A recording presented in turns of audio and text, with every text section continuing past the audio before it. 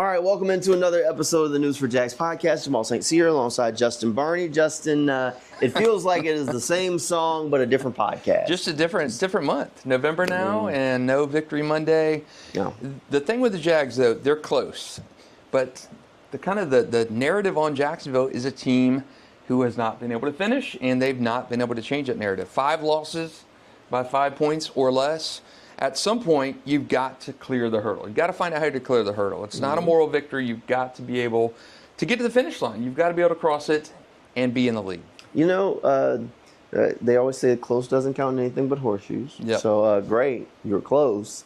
Look, the NFL is a close league. Most of the parity is real. Most the games. The NFL right now has more one-score football games than they ever have had before in the history of the league. So the fact that the Jaguars are close, great. Doesn't matter. I mean, ultimately it doesn't matter. Look, the biggest problem is the fact that they're not close at the beginning of the game. Right. Like, they claw their way back and find a way. Like, once the team, like, if the team lets off the gas, here come the Jags. Oh, we're gonna finish strong. Well, you were down 22. Where were you when you were down before you got down 22? And that's kind of been the book on them under Doug Pederson. When you look at how they surged back in the 22 regular season, back was against the wall, and they played their best when the back was against the wall. Right. The thing with that season and this one, they could finish in 2022. And 2023, we saw the collapse. They just weren't able to finish in the second half of last season, and we've seen that this year. Front and center, they've not been able to complete games. Joe, you've only been blown out twice this season. Every other game you've been in, the Browns game in week 2, the Dolphins game in week 1. There have been so many close calls, but you cannot pin it on a moral victory. This is professional sports. You've got to be able to close out games, and it's so frustrating. Look, it's been some nasty work. I mean, that Philadelphia Eagles game was wonky. They were down 20-plus points. All of a sudden, you start storming back.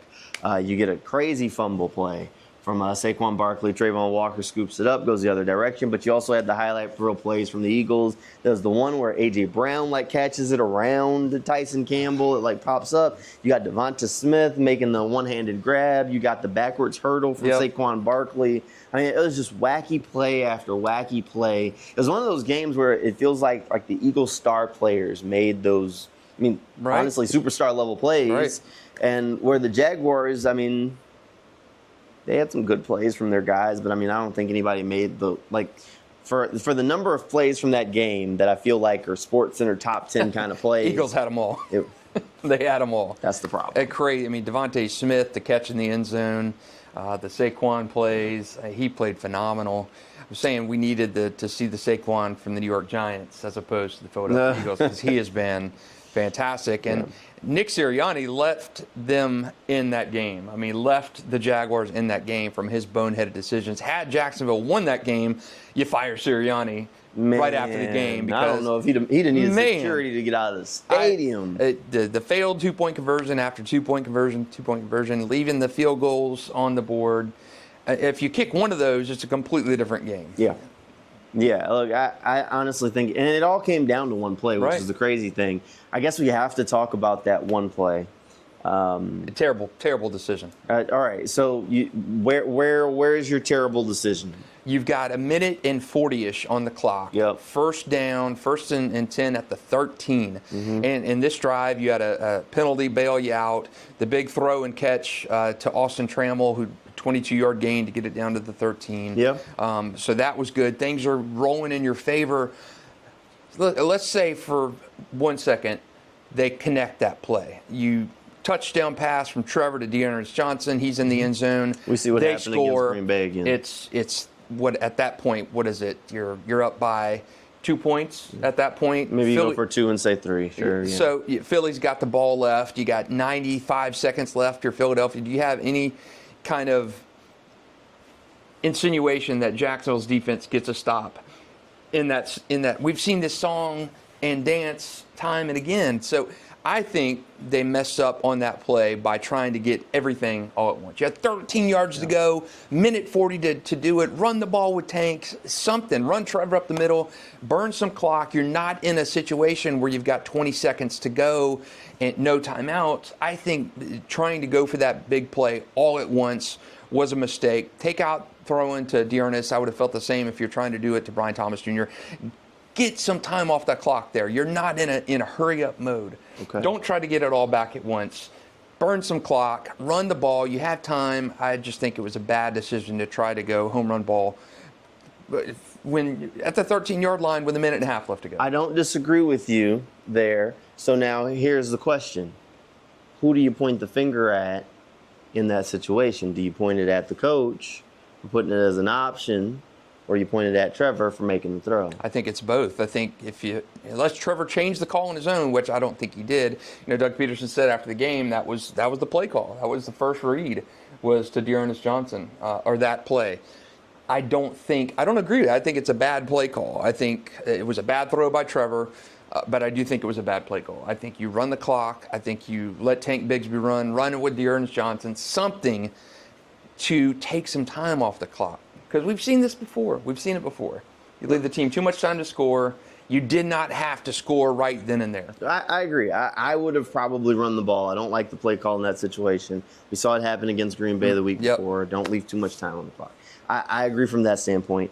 I think I said on Twitter, and people were not happy with it. I don't hate the concept or the matchup. You have a running back on a linebacker. In theory, that's a matchup that favors the offense. You like that. And I think that's one thing where, like Trevor, somebody said it earlier, I think it was Press Taylor said it last week, when I was talking about the injuries and the guys need to step up, and he said, Trevor trusts all those guys to go out there and make the plays. And I feel like he threw that pass trusting Dearness to go and make the play, even though that's not the strength of what Dearness does well. Mm-hmm. I think that maybe he had a little bit of too much blind trust. He said, matchup, one-on-one, I'm going to throw it. He didn't put the ball where it needed to be. Right. It was a bad throw. Flat out, it's a bad throw. You're not throwing to BTJ. You're throwing to a 5'10" running back. But even if you're throwing to BTJ, like we watch them rep plays like this in training camp, day after day, rep after rep. In that particular situation, that ball, and Dearness flipped because he expected it to be in one place where it needed to be, and that's at the pylon. Mm-hmm. Either Dearness makes the catch and toe drags on the sideline, or it's going out of bounds. Mm-hmm. Like there's one or the other. It has to be a good throw. So look, yes, the coach put them in the situation with the play call. I don't agree with the play call. Probably would have ran the ball. Just me, pick up a couple yards, chew up a little bit of clock. And the Eagles had 2 timeouts, so the Eagles probably burn a timeout when you do that. But that's okay. The play call put him in a situation. Your quarterback, Trevor Lawrence, like at some point, I know everybody loves to say he's a young quarterback. We've had a lot of discourse about Trevor, and I'm not saying Trevor. Look, he has 2 interceptions in the game. One of them completely not his fault. Right. Completely and utterly not his fault. Don't box score watch that one. This one was his fault because he had 2. Like there's a couple of things you do there. In that particular play, that they ran out there with. If you go and look at the whole field, the other side is everybody, like they're all kind of glutted together. So you go to this side where Dearness is one-on-one with space to work. That's the matchup on this play. He trusted the guy to go make a play. He didn't ball positioning was off. It was just a bad throw. I think Trevor would tell you it was a bad throw. Probably should have put it somewhere else. Not probably. He should have put it somewhere else. We've talked about this. When we talk about ball positioning, when I'm thinking about this right now, you and I have beat this to a drum. Remember the throw in London, the Broncos throw, where it's either you throw the ball to your receiver, you see it, you let the play. That's decision making. You throw the ball where he can get it, or you throw it out of bounds. And that's the same thing. He that was a decision by the quarterback to where you either say, all right, I'm going to put this exactly where it needs to be for Dearness, or I'm just going to throw it 15 stands up and we go to second down. Because that's what hurts the most when you look at that play from a man. And I guarantee you this is what aggravates Duck. It was first down. Yes. It was first down. If you didn't feel like you could make the throw, you didn't need to throw a 50-50 ball. Either Dearness is wide open and he's burned the guy and you're just dropping it in the bucket, or throw it out of bounds and you go to second down. Yep. And that's not what happened. You're still at the spot where, and I love the discourse around Trevor amongst the fan base, because there are people that are completely out and they're like, put Mac Jones in. And then there's the other ones that are the Trevor truthers that Trevor can do no wrong. And I think, honestly, the truth is somewhere in the middle where, a lot of times there's a real and constructive conversation that can be had about how Trevor is not the problem and Trevor's playing well and other guys aren't helping him out. And then other times like this one where this one was on Trevor. I mean, flat out, this one was on Trevor. I'm not saying that he has to play perfect. I'm not saying that by any course, but I also don't think he played perfect early in the game. So, I mean, there were things that were left out there and decisions that were made along the way where I don't know that he's gotten to that point where, sometimes how you talk about like the chess match between a middle linebacker and the quarterback.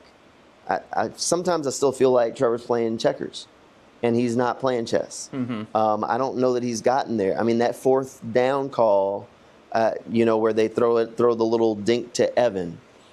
Are we sure that was the call, or did he change the call at the line? It was a bad decision. Whoever decided that call. So bad. I mean, that's the thing is like that decision in that moment.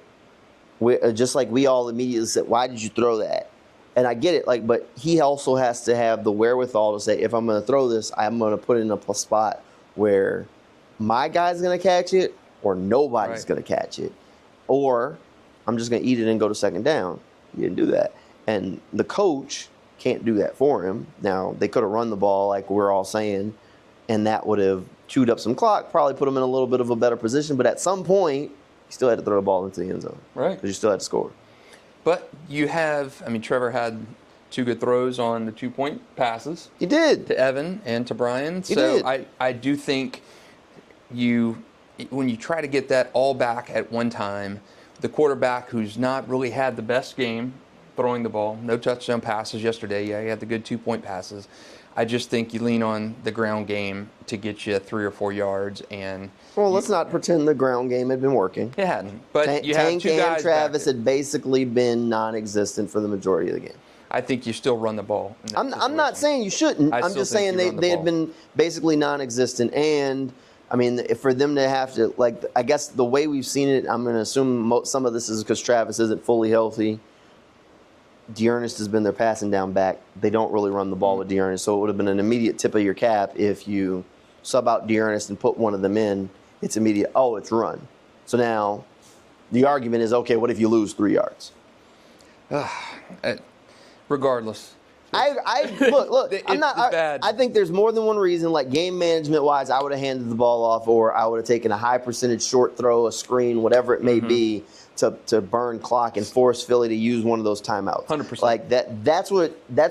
Look, that's what I would have done. I wouldn't have taken the shot at the end zone. I say Philly's got 2 timeouts. There's a minute and 30 minute for whatever there is left on the clock. I want to burn some of this time and hopefully make Philly burn some timeouts. So when I score, they get the ball back and ideally have no timeouts left. 100%. That's what I would have done. That's game management. Yes. That's football 101. Right. I just think it was, and I mentioned the thing about the Trevor pass in London 2 years ago. Yeah. Justin Simmons had the pick off in the end zone. And it was just such a bad throw. It was such an ill-timed throw where you're on the goal line.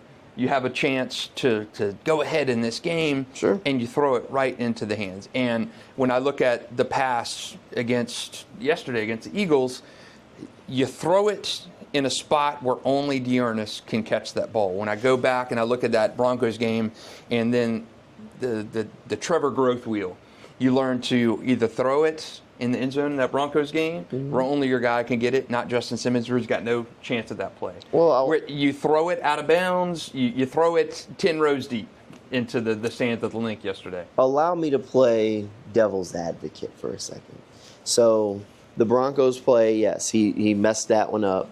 And that was the second time, I believe, that same exact situation, second or third, because I can vividly remember he made that same mistake against the Texans, and there might have been another one before it. And then eventually they made that call, and it worked against someone. I don't remember who. But you have a split second. If that play's not there, you airmail it. But let's think about this now. You don't see him calling that play often anymore, do you? That's true. So how much confidence do they have in him making the right decision in those situations? I'm just pointing it out because after that fourth down try where they messed it up to Evan, again, I'm not confident that wasn't changed at the line. I'm not pointing the finger. I'm just saying I'm not confident that he didn't change that at the line. If Evan catches that ball, I still don't think he gets it. He doesn't. But I'm not confident that was the call. There's something I'm just saying. So, but let's just say, so there was a play from Philly right after that turnover where it was essentially that naked boot, one decision, RPO, very simple. I said, now, if you don't want to sneak it again or run it, that's the play you call. Right. That play that you saw on the goal line. Simple. Look, here's a tight end in the flat. All I need is one. Either put this guy in an impossible decision where he's got to pick one or the other, and you got to make the right one. So that's what you call him for. If you don't trust it, that's the call you make on fourth down. Trevor either has to put his head down and get the one, or he dumps it to the tight end who's wide open. One way or another, you pick it up. But somehow this is a basic play that you see from every team in the league, but you still don't see the confidence in them to run those sorts of concepts a whole lot. I mean, you've seen it, and then you see last year they ran a concept similar to that, the naked boot out against Indianapolis, and that's where Trevor got hurt the first time in a game that they were up. I'm not saying that Doug and Press don't deserve a whole lot of blame for what's gone wrong. And I'm not saying that Trevor isn't the guy that they need. What I'm saying is they're asking him to do things, and maybe he's not at a point in his career or his maturation where he's ready to do them. And I think it's similar to what maybe you saw from Sam Darnold. Sometimes you just gotta simplify it. I mean, Sam's gotten older, and now he's out there dropping dimes. Jared Goff, same thing. He got into the right offense, right situation. He's out there dropping dimes. I think Trevor Lawrence 100% can be the guy. But maybe they're trying to make him the wrong guy. Maybe I think they're putting a lot on his plate and giving him a few too many decisions. And he sees things, and the guys see things, and there's a handful of choice routes that they're asking receivers to run. And choice routes ask the receiver and the quarterback to be on the exact same page and to read the coverage the exact same way. And when they work beautifully. But maybe Trevor needs a little bit more concrete. If not this, then that. If not this, then that. A plus B equals C. Not A plus B could equal X or C or D. I think they need, again, I think we talk about this sometimes. There's a people portion of this game. And maybe, for everything that Trevor is, maybe he's just not that. You know what I mean? I think he can make every throw. And I've heard Rick Spielman talk about this on CBS Sports when he talks about drafting a quarterback when he was in Minnesota, and he realized that they had to rethink their processes after they drafted. The quarterback was Christian Ponder. He just never throws Christian Ponder under the bus when he talks about it. But that in the classroom, the guy could make all the right decisions. He'd tell you, this is where I'm supposed to go. But playing a football game is not in the classroom. It's not at the board. It's not 2 + 2. Oh, it's 4. It's not this, that. It's processing 15 things at the same time. Is the rush going to get to me? Oh, what's the safety going to do? Where's the corner positioned at on this route? It's doing 15 things at the same time. It's that processing speed. And maybe if you're asking a guy to process 15 things, some of these coaches have figured it out and are asking them to process 3. And maybe Trevor's just a guy that they need to ask to do a little bit of less mathematics, a little bit of less arithmetic, and simplify it. And still the decision-making power lays in his hands, but some of that's on the coach for asking him to do these things. It's like they're trying to fit him into a box instead of making the box to fit him. That's kind of what I've gotten the feeling of at this point. It very well could be, and maybe they dumb it down a little bit more or water it down a little bit more where there's not as many choices. I don't know. I think that was almost the argument last year for Caldwell's defense. There was too many. It was too. That's exactly layered. what they said. They said that the defense was just too complicated for guys, and that this new defense was supposed to be so simple. It's supposed to be free. You have one responsibility, and that's it. As opposed to where Mike's defense was supposed to be, well, if they do this, then you do that, and if they do this, then you do that. And it was too complicated, and guys were getting stuck in thinking rather than playing. And I understand that in theory, and that makes sense because I had a high school football coach. Hey, if you make a mistake, I want you to make it going 100 miles an hour. Mm-hmm. Enough said. Pick a decision, pick a direction, and go. And that's the thought process. The problem was Mike's defense was better. Right. And the Jaguars players were better in Mike's defense. Mike's defense forced turnovers. Mike's defense hemorrhaged yards, but if you get the ball back, who cares? So I think there's something to, like, layers to it. You got to have the right personnel for what you want to do. And if you have a bunch of guys that are just insane athletes who just need to know, okay, this is my one responsibility, go do it. Instead of, like, on defense, I don't think that it was a bunch of guys that were misprocessing. I think there were a handful of guys that were getting confused out there. And then you simplified it, and you still got a handful of guys that are, so now it's simple, and some of them are still making mistakes. At some point, maybe it's just the guys. Yeah. I mean, and, like, who on your defense, like, there's no one on your defense that nears the valuability to them player-wise to what Trevor is on offense, right? I mean, who on the defense, like, Josh and Trayvon are good. You would say them, but if you were naming a guy. Not Fourier, there's not Tyson, there's nobody. Outside of me saying that, like, on the defense, I want Josh and Trayvon going after the quarterback, I don't feel like there's no adapting thing that, like, there's not, like, I don't know. I'm trying to think about a guy on defense in this league where you're just like, all right, you fit everything around that guy. Like Aaron Donald. I mean, yeah, you're going to figure out how to put Aaron Donald, like, this is where he's great at. You're going to figure out everything else. I mean, but even that's just your defensive front. Let him go and do his thing almost. Even, I don't know, Sauce Gardner. I don't know who's an elite linebacker right now off the top of my head. I mean, Fred Warner. Like, he needs to play and be put in a position to succeed. He's really good. He's elite when he's playing. But, Foyer's good. No, but he's not. They don't have a guy. The Jacksonville just doesn't have a guy on defense. So for Trevor, I'm like, but you adapt to what your quarterback does well, and you adapt to put your quarterback in situations as opposed to, here's the playbook. Yeah. Right now they're 2-7, and halfway point of the year they've not hit the bye week. They're not a good football team, and you are what your record is. You are what your last game says you are, and right now they're 2-7. And you're looking at a top 10 pick in the draft, maybe even top 5 pick in the draft with the schedule that's coming up. You got the Lions, you got the Vikings, and you got the Texans again. And it's not even, I don't even think the Tennessee game right now is one you look at and say, that's absolutely, we're going to sweep these guys.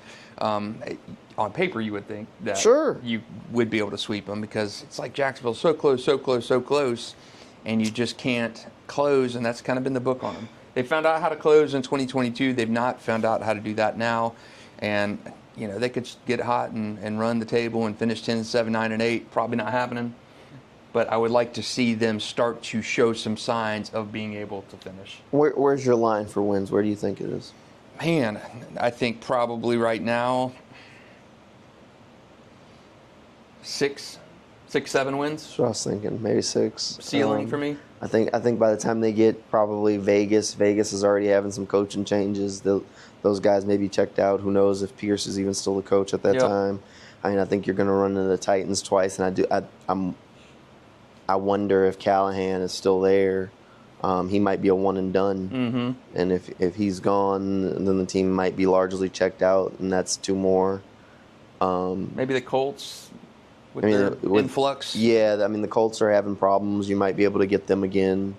I mean, who knows? Houston's bank. I have a feeling that this team is going to win, 5 or 6, just enough to probably get out of the top 5. Right. Yeah, that's. Honestly, I just feel like they're going to win enough to get out of the top 5. That's kind of. But I also felt like that. I've also felt like Doug Pederson was just a good enough coach that they were going to gut out 7, 8 wins from the beginning. I just always kind of had that feeling. And I could see them getting to 7. Those last 5 games were real winnable. Right.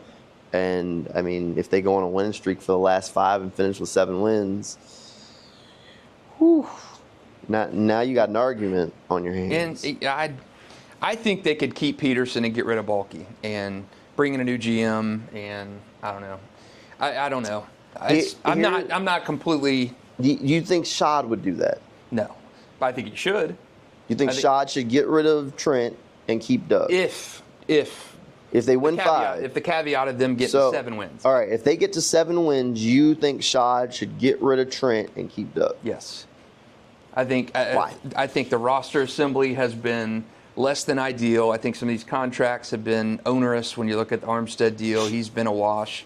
I don't know. I think Doug Pederson has more promise if you're going to keep one of them and not clean house. I mean, sure. and if the things continue like they are, I think you clean house.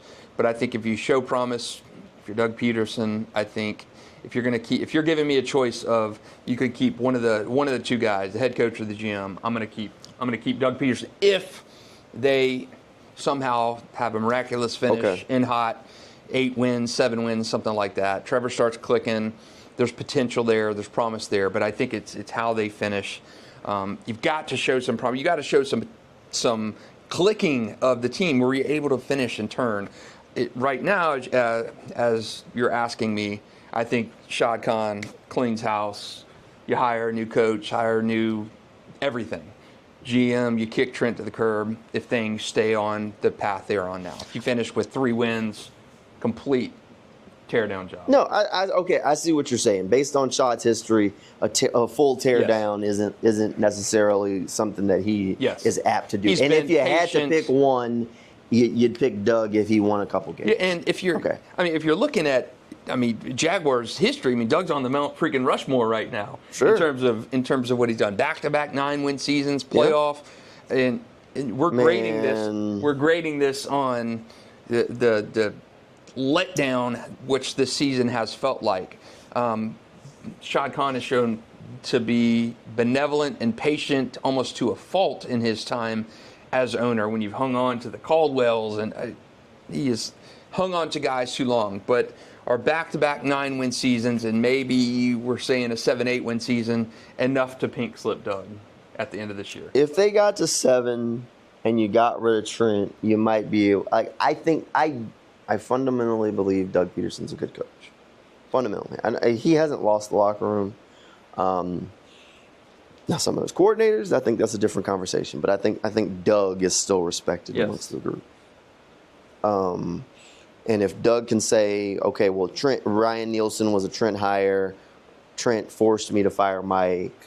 Like if that's the case, okay, then maybe you can revive this thing with a new general manager. I think you'd be able to find general managers that will work with Doug. Mm-hmm. You won't be able to find head coaches that want to work with Trent. Like, are you going to say the Ben Johnson? He's not coming here. He's to work not coming with Trent. here. You're not going to get you're not getting an elite head coach to come here with Trent Baalke. No, and if you said, all right, we'll keep Doug, we'll hire Belichick as EVP, and you go get a GM from somewhere, I'm on board. Okay, yeah, I'm on board. I'm listening. Like, look, I think Doug.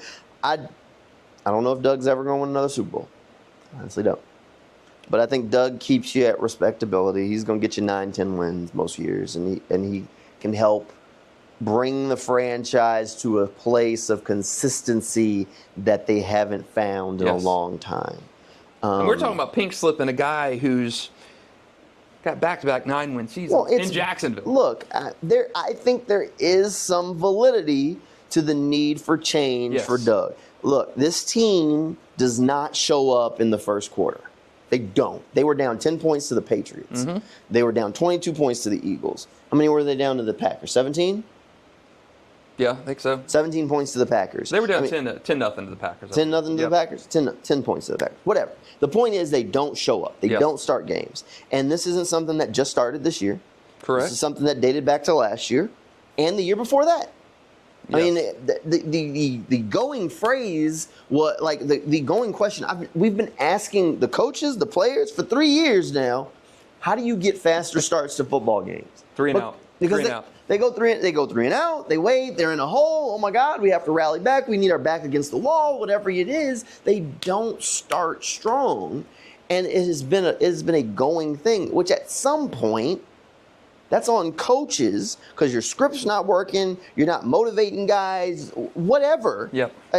at some point there's something lost in translation or preparing the team to have the proper mentality to take the football field. It shouldn't be, all right, boys, we got ourselves a 22-point hole. Here we go.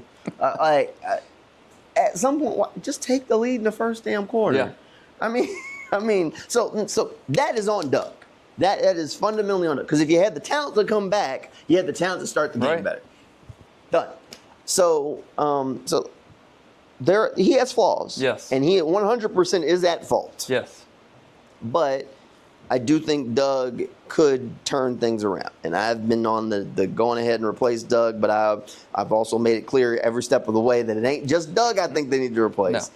I think it's time for a clean sweep. But if you ask me who is the lesser of two, who is willing to keep, I think Doug fundamentally could fix some things and keep the franchise afloat. Yes, I agree. With the proper general manager, the proper teamwork and partnership and structure around him that I don't think they currently have. Correct. I'm totally with you. I think it starts when you look at roster construction, drafts, bad contracts. It's not Doug. No, none of that's his fault. He's trying to, and he's been the face too many times. Here's what worries me is that Shad won't make the correct decision for one guy or the other. Because, yes, if you say, I'm keeping Doug, but I'm going to hire a new GM, you do limit your pool. Because most GMs understand they're tied to the head coach. They want to start on the same timeline, start with their guy, so on and so forth. So, yes, you would limit your pool to an extent there. But I'm concerned that Shad will make the wrong decision or that he won't pull the trigger on both. There's a track record of it. There's a track record of it. Valid. And if he's going to pull on one, it needs to be Trent. Why is it that you trade your starting left tackle and the head coach is there to be the face and answer all the questions? Doug didn't field the phone call. Right. Doug didn't pull the trade. He pulled the trigger on the trade. Calvin Ridley, same thing. Doug didn't make the trade. Doug is left there to face the music. Trent does not publicly own up to his things and leaves Doug in a lurch to be the face and to answer all these questions time after time after time after time. It happens. Yep. It has happened for years at this point. Trent has a track record of hiding, even in his things that are fine. Like the Calvin Ridley trade, there was excitement. He didn't want to take credit for that either. I'll give him, he's consistent. Whether it's a good trade, bad trade, questions, good questions, bad questions, he disappears. But he's put Doug in these situations after these trades where he is trying to answer all the questions and not. Doug should be getting asked about the game and not a trade that doesn't impact him this week. But he's not. Doug is asked to be the face, the spokesperson, all in one, and that's not how that's supposed to work. And that's if you look around the league, which feel free, it's an easy Google search away. That's not how any other team operates. Just the Jaguars and Trent Baalke. All I'm saying is they got more established general managers that still show up and answer questions in the middle of the season, before the season, after the season. Trent does exactly what is absolutely specified and mandated by the NFL for availability-wise. Before, after. Done. Don't call me, don't see me, don't ask about me. And it's not because the media hasn't asked. We asked about availability. It just doesn't materialize. Think about this. We go to the Senior Bowl. We've talked about going to the Senior Bowl. I've gone to the Senior Bowl for us before. All these other general managers are there. They're available. They're answering questions, whether it's a head coaching search or what we're looking for, just an update on the team. Not Mr. Baalke, huh? Again, ask before we get out there and not just watch all the other teams have their all the other general managers are running through the playground talking to folks, and it's fine and dandy and grand. And one guy's not. I'm not saying, again, if you have proven track record, whatever. Go do what you think. He hides. Look, if I'm picking one, I'm picking Doug. Yeah. I think Doug's a good coach. I really do.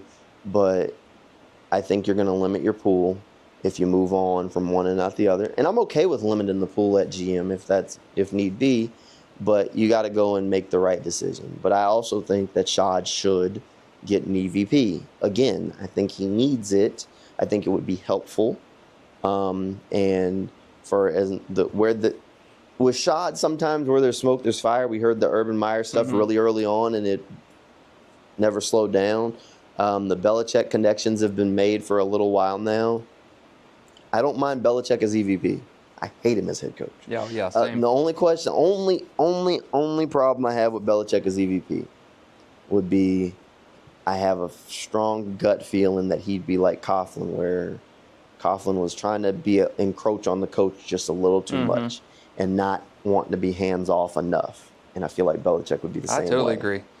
And some of his personnel decisions the last post-Brady. His job, but as EVP, your job isn't personnel. Right. It's you're managing the GM and the coach to make sure, to make the call, hey, Shad, look, they got to go. Or, he's essentially the EVP is supposed to be the middleman. Right. Like, all right, Shad, EVP reports to Shad, coach GM report to EVP. You got a 7-time Super Bowl champion, 6-time Super Bowl champion who handled personnel stuff for a long time in New England. Head coach, I don't know how he would do being the hands-off or the middleman. I don't think he could do it either, but if that I wouldn't completely hate. Him as head coach, yeah, I'm bashing it day one. Same. I'm not getting on board. It's just not going to work. I'll believe it. I'd believe it'd work when I saw it work. I just don't know. Look, I think they're in a tough spot. I mean, when you look at the roster, I think there's pieces, but who are your superstars? I think there are solid pieces there, but who's your game changer day one? And I can hear somebody saying right now, well, we got Brian Thomas Jr. The fact that you're saying a rookie who hasn't played a full season is your superstar piece that defenses have to adjust to from day one, as a bell for your new head coach or GM or whatever to say, all right, well, you don't have to worry about that guy. I mean, that should say everything that needs to be said in this moment of what you got to work with. I think there are good pieces. There are solid pieces, good players, smart players. But I think there's stuff that they're missing. Yep. And I think that it's a young football team. And I think Trent's done some good things, drafting some young player. I think Tank is going to be a really good player. I don't think he's there yet. Right. I think Ventrell is going to be a really good player. He ain't there yet neither. So I think there's some good young pieces around the roster, but you kind of got to manage expectations on those guys because along the way they're going to be mistakes. I mean, you saw it from Tank last year as opposed to this year. But, I mean, even this year there are some smaller things that could, pop for bigger runs if he did this instead of that are popping up. So, I mean, they're going to be growing pains.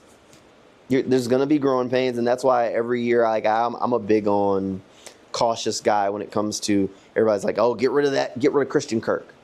Christian Kirk, one of your smartest football players on the roster. And you see the ESPN reports he was going to be possibly heading to. Look, I'd believe it when I say, I get it. The Steelers were calling, and that's smart to call. If Trent did that deal, he's an idiot. I mean, think about it. You're a dude who knows you're on the hot seat. Why the hell would you do that deal? Get something out of it if it's doing the best thing for the franchise. I think Christian would have been moved by the. And maybe he would have. Maybe I'm completely just blind, blinders on and stupid. But him and Evan are your two. Okay, who are the two smartest football players on your offense? Yeah, of course. I mean, your playmakers. I mean, they've been there, done that, right? You know they're going to do the right thing. Christian and Evan. Brian's a rookie. Missed a chunk of the season. Christian's out for the rest of the season. So one of the many issues facing this roster. And I think I liked Parker Washington before he became a Jaguar. But I don't think you trade Christian Kirk just to open up playing time for Parker, who hadn't established himself. It would just be a financial decision at that point had they done that. It's a hamstring in your offense decision. Yeah. Whew. It's a hamstring in your offense decision. I mean, that's what you're doing. I mean, look, Zay was an extremely smart football player. You got rid of an extremely smart guy when you moved on from Zay. You hit gold with Brian Thomas Jr. I haven't seen enough from Gabe to say where he's at, physical-wise, IQ, I don't know. But if I told you right now you kept Zay, and now you got Zay, Brian, and Kirk, and Evan, Which one's better? A healthy Zay or a healthy Gabe? It's kind of a wash at this point. You think point. It's a wash? No, a healthy. I would have taken a healthy Zay over a healthy Gabe. There you go. The Gabe, I mean, the Zay he was cheaper. The Zay we saw in 22. Well, he was on one leg. He was on one. They knew he was hurt. The Zay. 22. 22. Yeah. Over the Gabe we've seen at his peak this year. Yeah. I mean, not even a question. Gabe has been just an albatross this year for this team. Bad. Yep. Bad. Give me a healthy Zay any day of the week over a healthy Gabe. So, I don't know. Like I think there's cracks in this team, but I think there's some good pieces. But you got to go and get who's making the A.J. Brown catch for you? Who's making the Devonta Smith play? Nobody. Do you see Tank or Travis making a Saquon Barkley crazy kind of run? Not at all. And that's the thing, is that they got 3 guys that made those plays, and I'm like, who's one guy that can make that exact same play? Nobody. And you're like, I don't know. Doesn't exist on this roster. So that's why you need a new general manager. Yeah. Like, I think Trent's done good things, but just good. Again, he inherited a roster that was devout of talent and dug it out of the trash and brought it to respectability. Mm-hmm. That's great. But now you need someone to take the next step. Yeah, to take the next step. And he hasn't come close to making the proper decisions to even get it to okay, if he has a little bit more time, maybe he could. No, he's not that. No. But he's got it to respectability. Okay? You got enough talent where you got back-to-back 9 wins. We're talking about it. We think Doug might be able to get it to 7. It's time to pull the plug on Trent. I'm with you. And hand the torch to somebody. Yep. Now, whether or not that somebody comes with their own head coach, we can talk about it. But, I mean, it's so strange how long ago 2022 feels like. Like it feels like a lifetime ago that Jamal Agnew catches this pass. It feels like they're getting ready to go down and score and possibly tie the game against the Chiefs, and he fumbles. Why does that feel like a lifetime ago? It does, man. Feels like a generation ago. It feels like Jamal Agnew is retired already. I mean, it feels like it's been that long. I mean, it feels like it's been that long. Just strange. Whew. Just strange. It feels like, and that 8-3 start from last year also feels like forever ago. Oh man, so many things have happened that just don't make sense. All right, random question, then we'll wrap this thing up. If they kept Mike Caldwell, did I ask you this last time? What would the record be right now if they had Mike Caldwell as the DC? I don't know if I asked you that last time. No, I don't think so. Maybe. God, they better were or bad. worse? They were bad. I would say, give me one more win. One more win? Give me one more win. And I'd give him at least 2. Think so? Yeah, I think maybe. At, at least 4. I think so. Yeah, I think that's. I mean, I don't think Caldwell's. I think Caldwell's defense would have forced more turnovers. Yeah, totally. Which then turns around games. I don't think Caldwell's defense turns around and gives up the big play to Tyreek. I don't know if they give up that Packers play. I think those are the 2 I think 1 safely, 2. 1 conservative, 2 on the high end for sure. Interesting. Yeah. Interesting. I don't know. All right. Well, I mean, we might start talking draft here in a minute. Ooh, man. I'm having to look ahead at this point. I mean, right now, I think Tankathon has the Jaguars as the number 2 pick. I don't think they'll stay there. I think they're good enough to get out of the top 5 and bad enough to not make the playoffs. I think they'll finish into that 7, 8, 9 draft pick range. Since 2000, the Jaguars have picked in the top 10 17 times. So I can understand why it is very hard to get people excited about a high draft pick because it hasn't helped them. It hadn't. I mean, Trevor and Trayvon were 1 overall, and you like the way that Trayvon's ticking up. He's played well, including the big fumble return for a scoop and score yesterday. That's right. Although my boy Josh Allen, 2 sacks. He's creeping up on Trayvon. Only one of them scored a touchdown. Yeah, Trayvon is on the ascent. Trevor, he's got the big contract, so you hope he will justify it, but he's kind of just been, and I've been beaten that Trevor has been average to above average when you look at the body of work, and I'm still standing by that. I think he has the potential, and with the contract, he's going to be here for quite some time to get to that potentially elite level. But yeah, fans don't have a lot of reasons when you get a high draft pick. They're going to turn out. They've got Blake Bortles. They've got Dante Fowler. They've got Leonard Fournette. They've got Justin Blackman. I mean, there have been so many high draft picks who just haven't panned out. So still early on Trevor, still early on Trayvon. Both those guys have flashed potential. Trevor's got him to the playoffs. Trayvon has really kind of turned the corner. So, yeah, I think it's still early enough for those guys to become something elite. But historically, top 5 draft pick has been something more to hang your head in shame about and say, how did we miss that bad? Luke Jokel, those kind of picks in the franchise's 30-year history. So. Hey, one promise Trent has made to us. He said That's right. if they pick number 1 again, he wouldn't be the guy making the pick. So we're holding you to that, Trent. We're holding you to that. We're holding you to that one. So there you go. If they end up back in the top 5, Trent's words himself. I mean, he said number 1 overall, but we'll expand it to the top 5. We'll expand it for you. There you go. All right, thanks for hanging out with us here on the News4JAGs podcast. We'll have another one of these coming your way soon, and we will see you next time.